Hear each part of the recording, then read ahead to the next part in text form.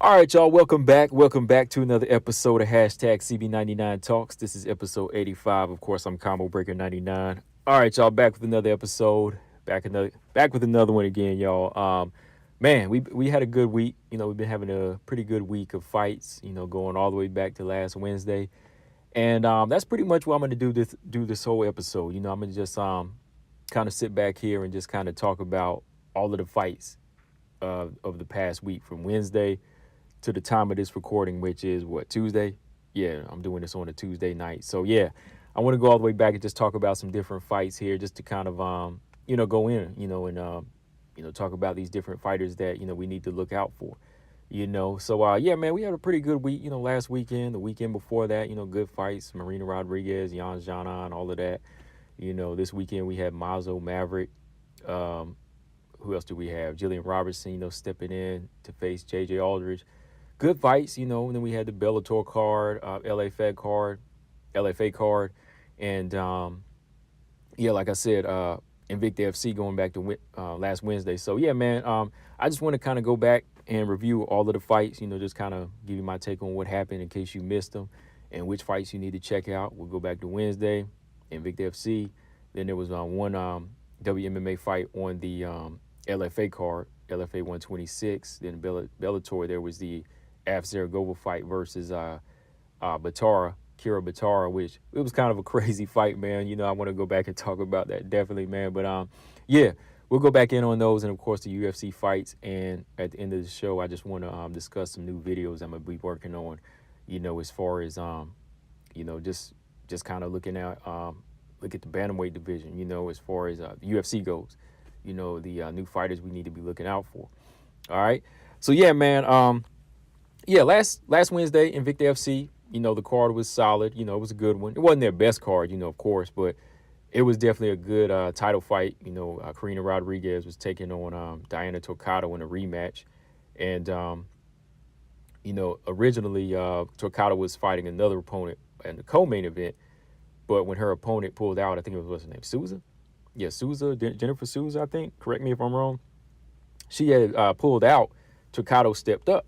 Stepped in for the rematch. And I mean, Toccato, once again, put on a good performance. And, I got to talk about that decision when we get to it. But, yeah, overall, we had like 5 good fights, 5 decent fights. Of course, there's one on this card, I had to do a video for it. Y'all already know which one I'm talking about. But first up on this card, we have Paulina Granados facing off against Monique Adrian. And Monique Adrian, she pretty much pitched the shutout in this one. I think maybe you could argue one round with the Granados, but overall, I think Monique Adrian, I think she did enough to win all 3 rounds. I mean, she pretty much controlled this fight from the first round. Granados was game. Tried to go for the ground. She wanted to get this fight down to the ground, but in my opinion, Monique Adrian, I thought she was just as sharp. She was just as sharp on the ground as she was on the feet. Very sharp with her hands. The second round, she was landing some hard shots, really taking it to Granados, keeping her honest. Granados was really just taking a lot of shots that even in the third round, I thought that there could have been a point where it was going to get stopped, because Adrian was not holding back. And she was letting some big shots go. Granados, she wanted to get the fight down to the ground, but like I said, every time she tried or she did, Adrian would look better. She would either try to get the back or she would just get full on control. So yeah, that first fight was definitely all Monique Adrian. She was able to score her first win in the Invicta FC, beat her to the head, to the body, wherever you want to, wherever it was going. Stuffing takedowns with Granados and just finishing the fight strong. So yeah, that was a good fight. The second fight on the card, Christina Williams won a split decision over Flora. Now y'all know, look, I'm cool with Flora, but honestly, man, yeah, the fight could have gone either way. But I thought, man, I really did think that Flora did enough in that third round. I thought she did enough in that third round to bag it. I had to fight 2 rounds to 1 for Flora. I mean, you could argue, yeah, Christina Williams did enough in that third round with some of the combinations that she landed. But I just thought that, she overall was getting hit with some damaging blows. I thought that the commentators and even maybe like the judges were overlooking a lot of Flora shots, because I mean, Flora was landing some good shots. Like, there were some good left hooks and right hands that I didn't even hear the commentators, call out, and So yeah, I mean, going back and looking at the fight, like I said, I thought this fight was close. I thought Hani did enough to win, but it was kind of tight. Yeah, it was, but I just thought that third round, Hani, she did more work, and I thought she landed some damaging blows. I mean, the first round, Hani started off smart, trying to close the distance and land these hooks and keep it on the inside. She was landing some nice right hands and left hooks every time she pressed in. But Williams, she come back with some nice combinations, keeping the shorter fighter back, throwing those straights and kicks, and they were landing. Williams was eating some shots, but, she was firing back to mix it up, mixing up her combinations with kicks to the legs, head kicks. I think that Williams' work rate definitely won her the first round, when she got into a groove and was keeping the smaller fighter back. And Hani, she was landing some nice shots. So she definitely won the first round. Hani started closing in more behind her punches, closing in more. But Williams, she was still landing in bunches to keep Hani back. So finally, Flora Hani was able to shoot in, get the fight down to the ground, get in the guard, and work the body, keep top control. And I think she was trying to go for that, not submission, but I think she was just trying to go for that side control and, really start to work her ground and pound. But the referee stood him up here. So I thought he kind of took away a moment while Hani was working. So, Flora Hani went right back in after a right hand, and then just pressed Williams to the cage, keep the fight in close, and just made it rugged. So I had it tied after the second round. I had it tied. But in the third, Hani, I think she, turned it up to the body, started landing some good right hands. She started ending her combinations with leg kicks herself. Williams was picking her shots more in this round. I thought, Hani was landing more effective, though. A lot of those head kicks were blocked by Hani. I thought Hani landed some nice left hooks, but she wasn't really getting credit for them, as well as the right hand. Williams, she was touching Hani, but I think, I thought that, overall, she landed the better shots. I think Hani landed the better shots, got in some good knees there as well. And then, by the end of the round, there was a little burst from Hani landing some good knees and then landing that good right hand, to just kind of, cap off the round. But one judge had it for Hani, two others had it for Christina Williams. So I guess they saw what I saw, but hey, it is what it is. Shout out to Flora Hani. And, from here, she can go back to the drawing board and just get to work in, I think she is trying to master that, brute style, trying to get in and, box her way in and, use her wrestling. And that's what she's going to have to do, a la like Jessica Andrade, similar style. She's going to have to deliver on the power more and, know how to switch levels. She works with Carla Esparza, so hopefully that's going to keep rubbing off on her, right? All right, next fight on the card, let's see, we had Liz Tracy versus Danielle Taylor. Danielle Taylor coming back after that big knockout loss to Emily Ducote last year. And in some ways, I think it kind of showed in this fight that maybe a little something was taken from her. She seemed a little gunshot. I don't know if it was just the awkward style of Liz Tracy, but, I always thought Danielle Taylor had, more skill than Liz Tracy because, if you look at the level of competition they fought, and if you look at some of the past fights with Danielle Taylor, her being a shorter fighter and having the shorter reach, she's always kind of compensated for it, even against a lot of these Invicta fighters. But it seems like she was kind of holding back in this one. Like, Liz Tracy is not the hardest puncher. Her main game plan was to get the fight down to the ground, try to keep it on the outside and on the ground. But, Danielle Taylor was really having trouble in this fight, I think. I say like the first round, Tracy started off with this awkward approach of just like circling and switching stances. It's almost like a slide of eye thing where you really have to look hard to see that little transition that Liz Tracy makes if you're in the octagon. So maybe that's what was confusing Danielle Taylor, because every time she's like circling to her right, she'll gradually just kind of like transition into a southpaw, then transition right back into an orthodox fighter. And then, she's shooting a straight left hand down the pipe or she's throwing a front kick at you. It's either the right leg is coming at you or the left leg is coming at you. You know what I mean? So she was just kind of switching it up on her. And I think that's what's kind of throwing off her rhythm, And then finally, Tracy was able to get a takedown. Almost looked like got the finish in the first round, with that ground and pound that she got on Danielle Taylor. And I think even getting the back of her in that first round, right? But most of the rounds, Danielle Taylor was just really having trouble trying to land. And I think the stance switching was really making Taylor confused. She couldn't really get into it until she let off a good right hand and dropped Liz Tracy at one point in this fight. But, Tracy recovered, got back up, and, just went back to controlling the fight. Taylor never really had the urgency to close the show, even by the third round. So I had a 30-27 as well for Liz Tracy. Danielle Taylor, we'll see what's next for her, going on, moving forward from here. Maybe that knockout did a little something to her, but we'll see moving forward to her next fight. All right, next fight, man. I already talked about this one, but I'll bring it up again. Diane Gomez versus Miranda Dutyava. Y'all got to check this fight out, man. This was a good, solid, action-packed fight. Dutyava. Oh man, that's why they always say, look, anything can happen in MMA, anything can happen in boxing, whatever the sport, man. Because Dutyava had a nice lead in this fight. Man, she had a nice lead in this fight, and she was back. She looked like she was back to action. After being out from her pregnancy, having a baby and everything. Came back. Looked in great shape, made weight. Came in here throwing bombs the first 2 rounds, just really putting it on Gomez, fighting behind a great jab, that was landing her overhand right and her straight right hand, only to mess up by not going in for to really going in for the kill the smart way when she dropped Gomez in the second round. Because the first round, I mean, she was putting it on her. She was putting it on Gomez, landing some good jabs, just firing double, triple jabs down the pipe, landing her right hand, and, just really getting that work in and getting takedown and almost stopping Gomez in the first round. When she got into that second round, she landed in the pair of right hands. I was like, okay, this should be it. But, Dutyava kept on smothering her attack by getting on top of Gomez and smother, trying to wrestle. I was like, step back, separate. You got to separate. You got to separate so you can land another one of those right hands and knock her out. But she gassed herself out at the end of the second round. Going into the third round, Gomez went in for the kill. She smelt it. She went in, just fired off like, oh, man, she just fired off like a barrage of hooks to the body, up to the head, to the, knees to the head till she finally dropped her.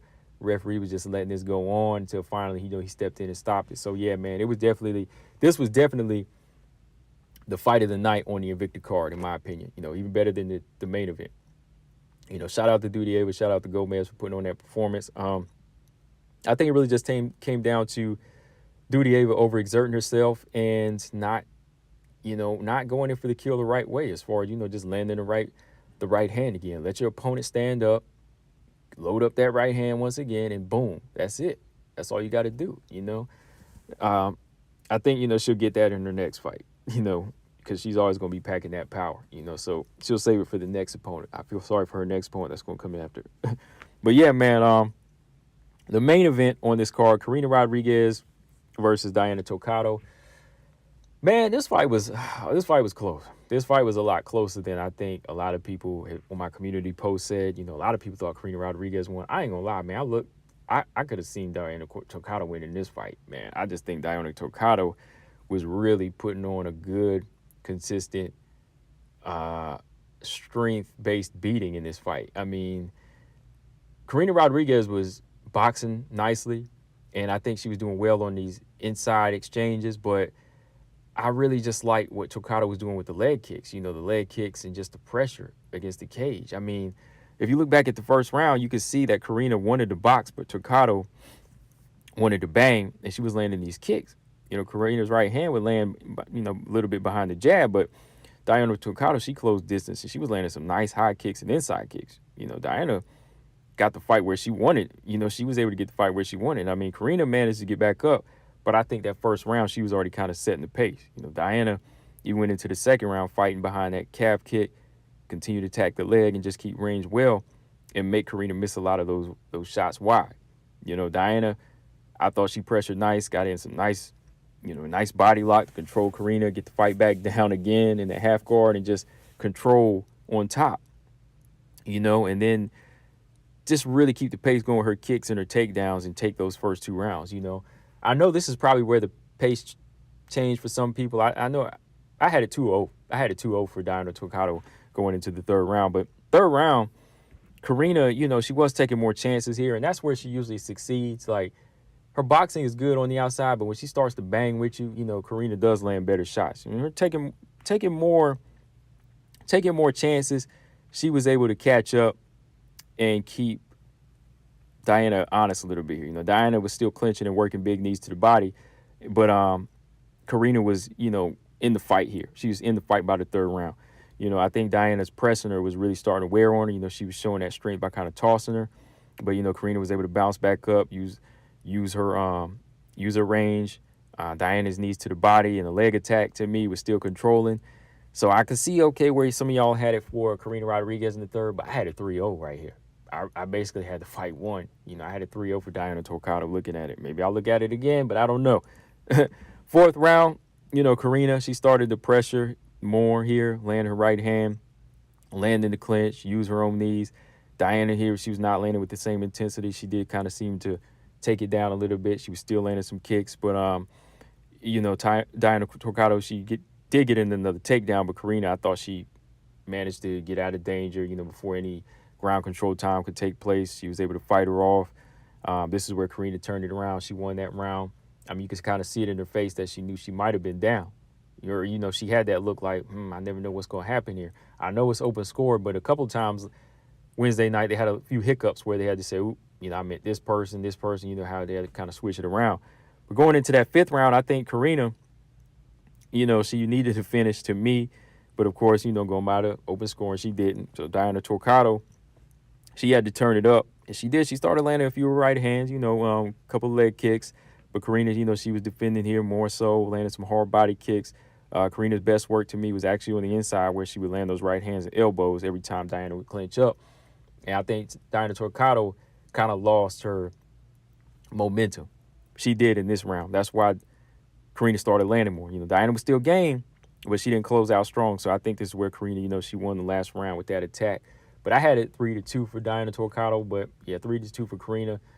I could see that if you gave that third round to Karina Rodriguez. But I thought that, it was a very hard-fought fight, in my opinion. I think Diana Toccato does offer something to be in the UFC pretty soon. I know she was on the losing end, but something about her style and her attack, I think it could be very effective in a grappler-heavy division like the flyweights. Karina Rodriguez is good, too. I want to see her sign, of course. I want to see her get in there, but I think Diana Toccato fought a good fight to promote herself, to make people say, hey, she needs to be in the UFC. So both of them need to be signed. But, I was impressed with the style that Toccato brings to the table. Very, very strong, good leg attack, good on the ground. And I think that'll come in handy going against some of these flyweights moving forward. So, shout out to both fighters. Shout out to Toccato, the performance she put on. Shout out to the champion for defending her belt once again. But, those were the Invicta FC fights. Like I said, you definitely got to watch Dutyava versus Gomez. That was a good one. That was a good fight, man. But let's go over to LFA 126, this Bantamweight fight that was on the main card. Let me see. It was Akilah Braba versus Tamaira Vidal. Ooh, this was a good one, man. I like the style of Braba. I'm a stand-up fan, and I got to talk a little bit about Akilah Braba. Unfortunately, Vidal, she won the fight. Of course, I'm a fan of her style more so Braba because she's a boxer. She is a pro boxer. And Vidal, she's more of the brawler in there and the submission artist. But, it was a good fight, though. It was a good fight. I got to give Vidal credit because, she got pieced up the first two rounds and, never stopped coming, got picked apart, until that part of the second round where she, closed the distance and got the fight down to the ground where she won it. And, she was able to submit Braba.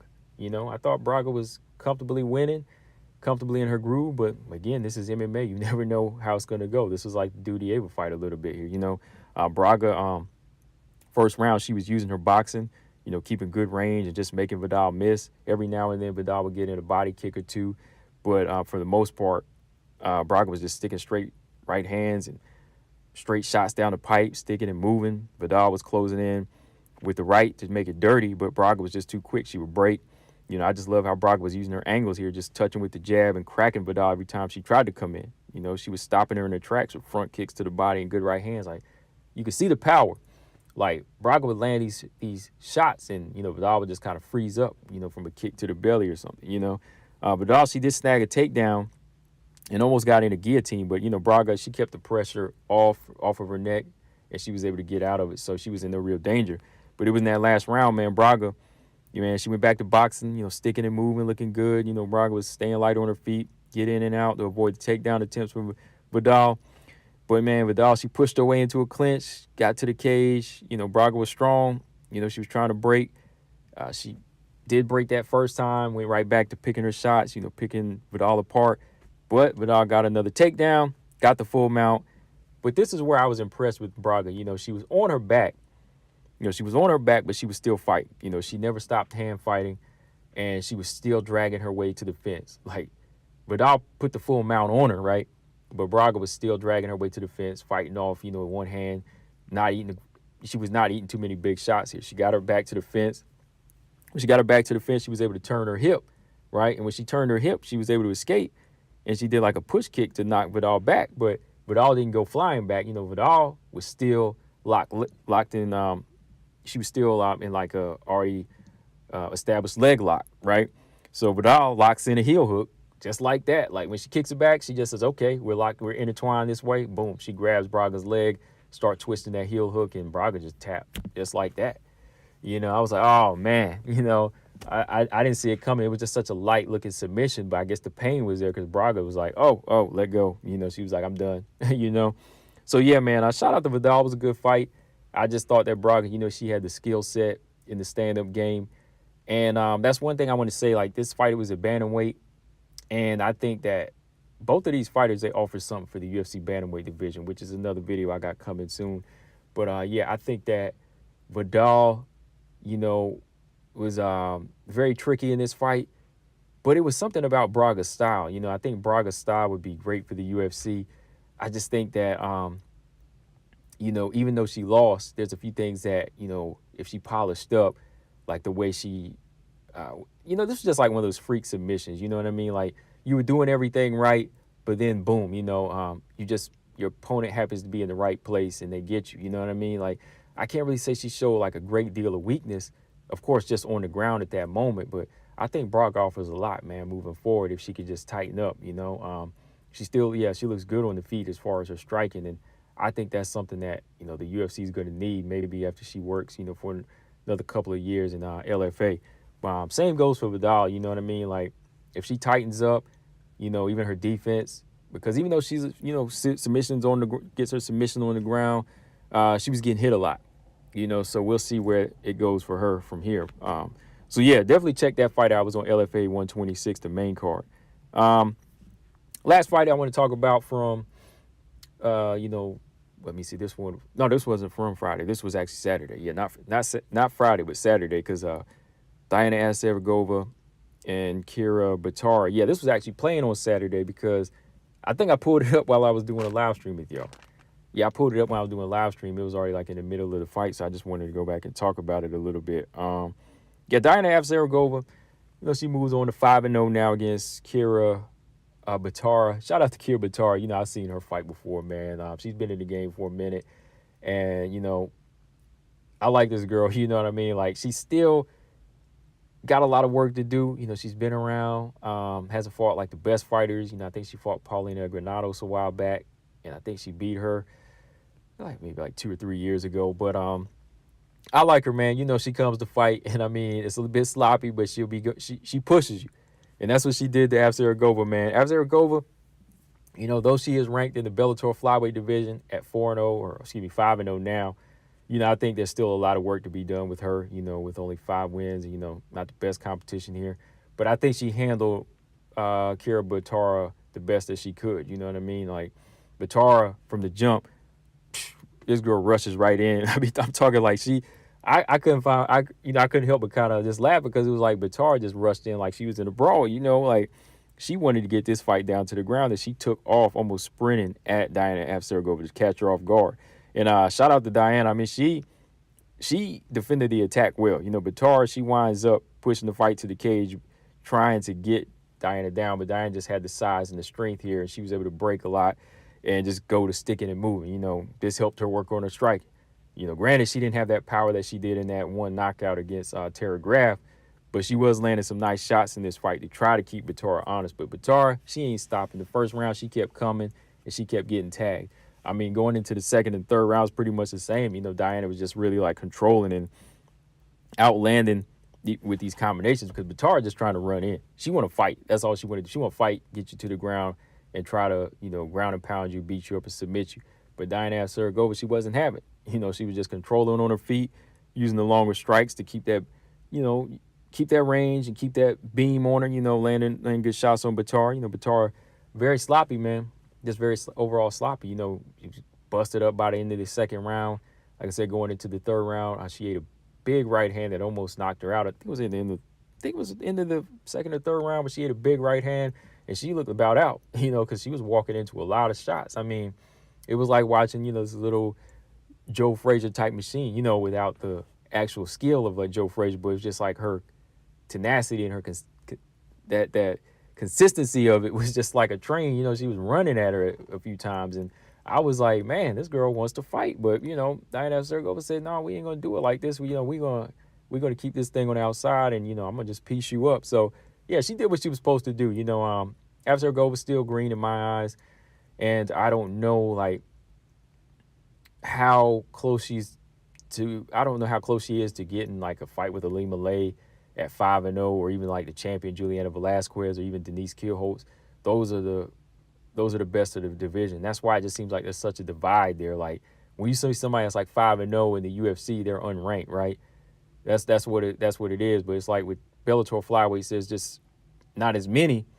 So, you know, there's more room for fighters like Laredo and Sergova to get in there, right? Because there's not as many fighters. So the talent is going to be kind of mixed up and not for the best. Right, you're going to have a lot of green fighters close to veterans like that. Like Vanessa Porto, to me, should be ranked higher than Sergova and some of these fighters, but I think she's actually ranked lower, right? So it is what it is, and we'll see where it goes from here, y'all. But yeah, man, that was a Bellator's only WMMA card, or women fight on the card. That was a lot of fights, though, man. It was just a lot of fights I've been watching, you know, over the past few nights. Like, I keep thinking like there's some other fights that I missed, but yeah, like Invicta FC. You know, it's already been about a week at this time of this recording. You know, then like I said, just so much going on in LFA, and what else? Yeah, like Bellator, and of course, you know, I already did videos talking about the fights this past Saturday. You know, shout out to let's talk about it a little bit for the show. You know, JJ Aldridge versus Gillian Robertson. I was pretty much sold on JJ Aldridge's technique and her skill set to go in there and just outmatch, outskill, and outstrike Gillian Robertson when it came down to it, you know, because JJ Aldridge has been working. You know, I had the question mark over her head a little bit about her takedown defense, but I've been seeing some videos. I was looking at some footage and, you know, her training sessions, and, you know, she's been working on her strength. I just needed to see it executed, and she did that. You know, first off, you know, JJ Aldridge, her striking was on point in her fight. In this fight, you know, she was on point with the jab, using the range, just picking apart Gillian Robertson. Overall, just good work. You know, even scoring takedowns of her own, and, you know, nullifying Gillian on the ground. You know, she was just in it. You know, she got her 30-27 on. You know, that's what you got to do if you want to advance. And I think JJ Aldridge is ready. You know, I think she's ready for a top 15. Like I always say, you know, if you can get your 3-0 in the unranked realm, get your top 15 next. You know, whether or not, like I said, people think that she can beat some of these top 15, that's not the point. It's not the point on what you think. It's about what the person's earned. You know, so if they go through the test, they pass these 3 people, you know, it's time to get it. It's time to get it. Now, like I said, I don't know if she can beat Erin Blanchfield, but she for sure earned that fight, right? So, yeah, as for Gillian Robertson, though, you know, I just think she got work to do, man. Like, yeah, I like the fact that she was trying with her striking and she was trying to get a little bit more comfortable with her kicks, but the next thing is you got to hit something. You know, you got to hit something. And I think she was, you know, not measuring her range well. I don't really think it comes down to her reach. You know, I really think it just came down to the fundamentals. You know, you got to connect. That's something she had to work on, drill after drill. You know, they need to spar more. They need to go hard. She needs to get a butt kick when it comes to being on the feet, you know. So she needs that. She needs that. I mean, you can say all day that she's a specialist, you know, on the ground, but if you don't have some decent hands and that something that can put it together, bridge the gap like you're wrestling, then you probably won't go far, you know. And that's not to be funny. You probably won't, because, you know, you're not being true to yourself and saying, hey, you need to work on this, or hey, this sucks. Your hands are trash, or you know what I mean? Like, you got to get this up to a level where we can climb. You know what I mean? We can climb this flyweight division, right? That's all I'm saying. Like, there's no hate with these fighters. I enjoy watching Gillian submit people, but from here, I would like, since I'm a fan and I like to watch her finish people, I'd like to see her finish people on a higher level, because that means more money and more opportunities in the title shot, right? That's what it comes down to for me when I discuss Gillian Robertson, you know. See, I think JJ has been putting it together, you know, the wrestling. That's why she was able to get a takedown and even look good on the ground and use her strength. Wrestling, her boxing is always on point. That's why she's looking like, you know, somebody that deserves a top 15 fight, you know. Moving forward from here, you know, I think Gillian is still going to be taking on some unranked fighters next. I would like to see JJ and Aaron Blanchfield next. You know, some people say Jessica I. I'm not mad at that. But Jessica I can't really put her name out there because it doesn't look like she's healed up or even ready to go. So if JJ's ready to return by summer and she's not, then why not just be Aaron Blanchfield, right? That's how I see it. But yeah, man, what else? What else going on with these two that I wanted to talk about? Yeah, real quick with Gillian Robertson, though. Gillian Robertson, it's being discussed a lot, you know, around the way about Gillian Robertson, if she should move down to 115. Of course, I put the post out, and everybody thinks that she should move to 115. Of course, I don't think so. I just kind of thought that because, you know, some people ask me, you know, should she be at 115? Is she too small? Is she not strong enough? You know, I think she's losing because it's the weight class. You know, so I asked everybody. It seems like everybody thinks she needs to move down to strawweight. And I heard the commentators mention something about strawweight as well. And I was like, I was like, really? A really strawweight? But I was like, you know, looking at her and, you know, JJ Aldridge, like, you know, JJ Aldridge looks a little bit thicker, but they look like they're about the same size, you know. Courtney Casey's not really that big. I mean, Courtney Casey's long and tall. And I think about, 5'7". You know, and she looks like a fighter that, you know, if her skills are polished, she could still handle her own at 125. And Gillian Robertson's not too far from that, I don't think. So, you know, when it comes down to it, I don't really think it is a weight issue. I don't think it is a size issue. And you know why I say that? Because we haven't seen Gillian Robertson put enough skills together where we can say, okay, wrestling's not working for you because you're too small, you're getting ragged out by big girls, or your boxing's not working because your reach is too short and you're just getting hit with these hard shots and your body can't take them, right? Your punch resistance too low for this division. We haven't been able to see that, right? I mean, of course, she was stopped by Macy Barber. That's Macy Barber, right? But other than that, we haven't seen Gillian Robertson put enough tools together to say that she's outgunned and outmatched by bigger girls. It all goes back to what I said. It all goes back to what I was saying about Gillian Robertson. She needs to add more tools to her game. And then you'll see a better version of Gillian Robertson. And then we'll see if Gillian Robertson is too small for this division. Because then she'll be able to test new things like, you know, clinch work, wrestling, like I said, taking punches more, you know, by staying in the pocket, or even just boxing and seeing if you could hurt fighters once you commit more to your punches. So I really don't think it is a weight thing. I think Gillian Robertson is fine at 125. I do. You know, so everybody who disagree, you know, give me reasons why. I mean, when you look at her, like, she's 5'5", you know, she's lean, but at the same time, you know, she definitely has some size to her. You know, she definitely has some pretty decent size. It ain't like she's too slim. You know, she looks a little bit thicker than Joanna, and we say Joanna needs to be at 125, right? So with her having a little bit size, you know, I think she just needs to use it in the right way. Like, how can we say that she's too small whenever we can obviously see that she can't get a lot of takedowns because she doesn't really use wrestling, right?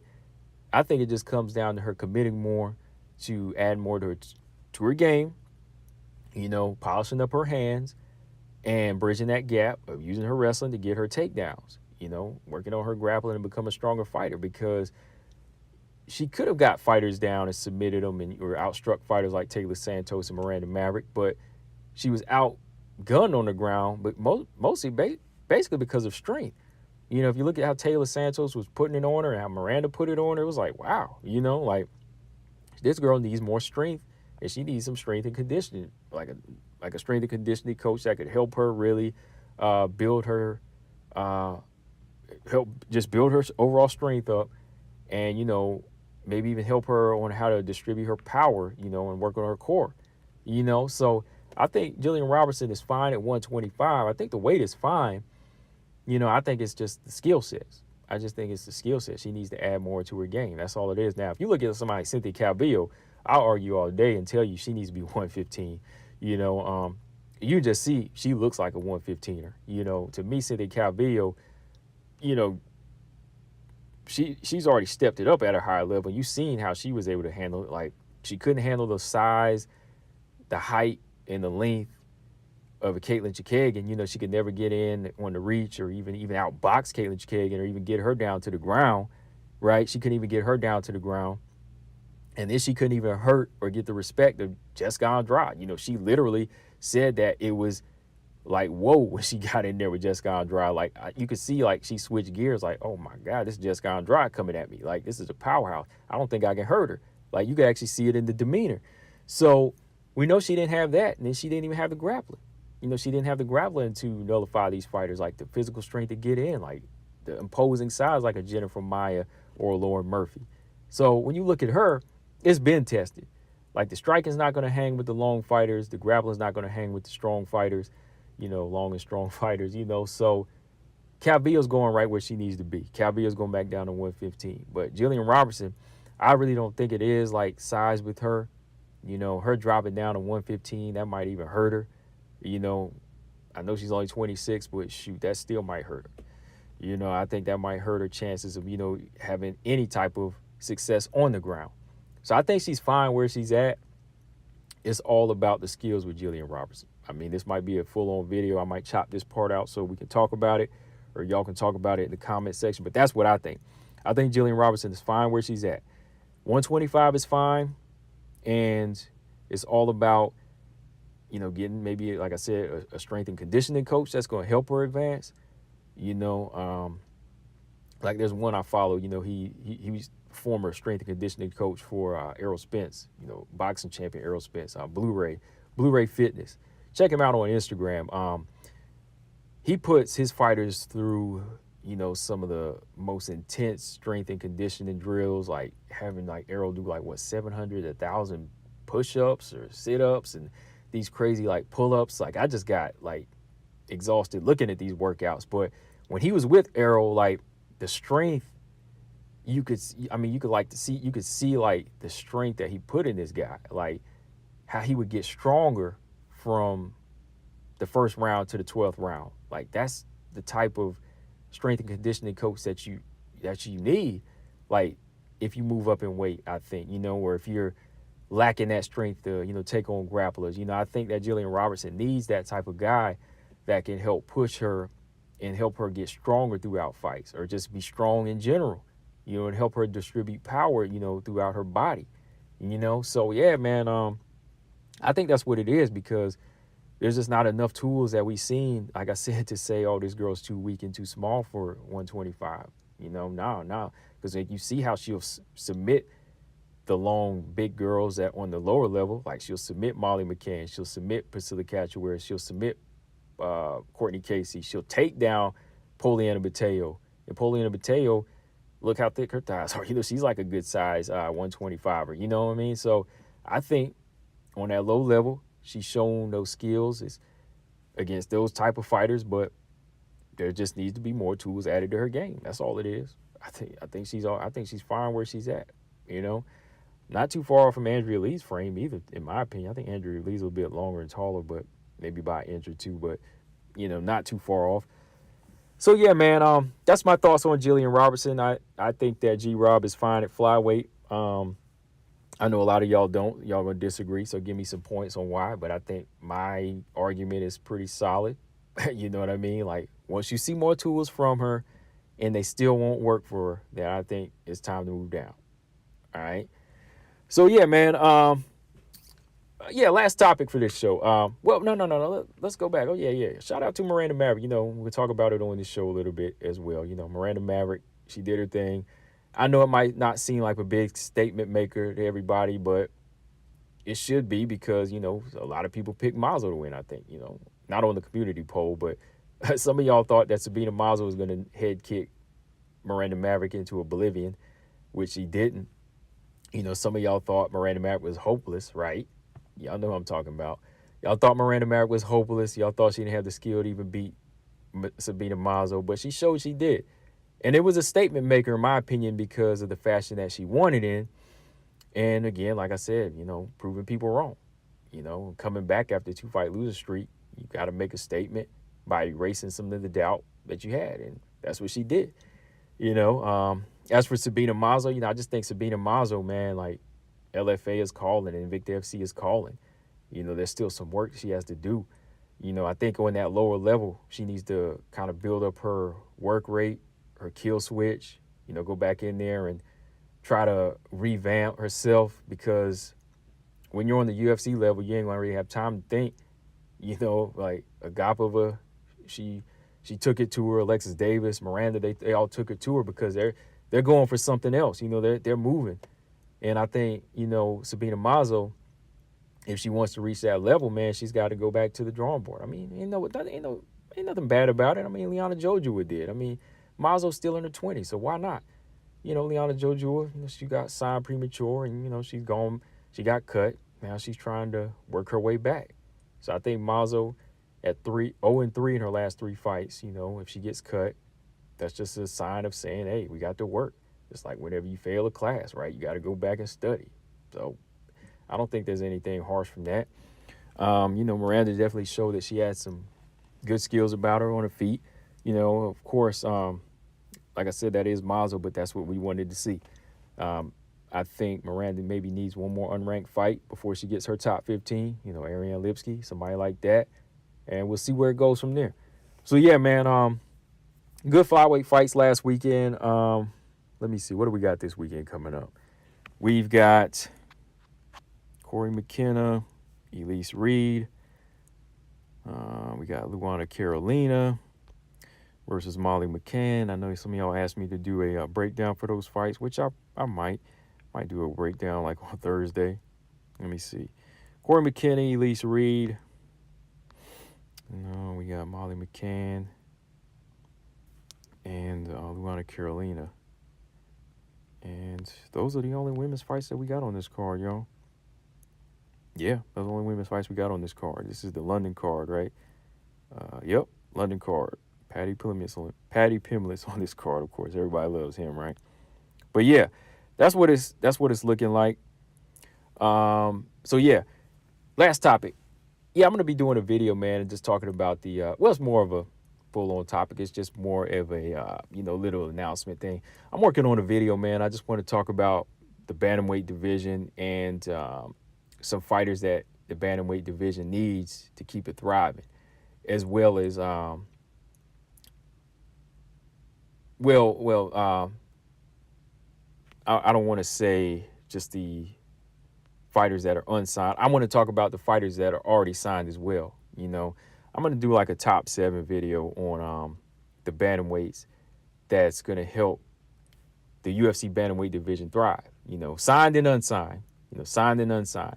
I think the fighters that are really going to help push it towards, putting life back into it once fighters like, Nunes, Pena, Homa retire, right?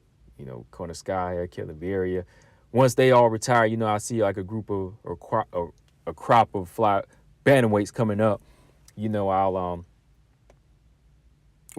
do this video and then I'll just kind of break that down to y'all on why I think these fighters, have that blood that's going to get the division thriving, if that makes sense. Yeah. So I've just been watching a lot of bantamweight fights lately. A lot of unsigned fighters, as well as some of the fighters in the division. So on the lower level.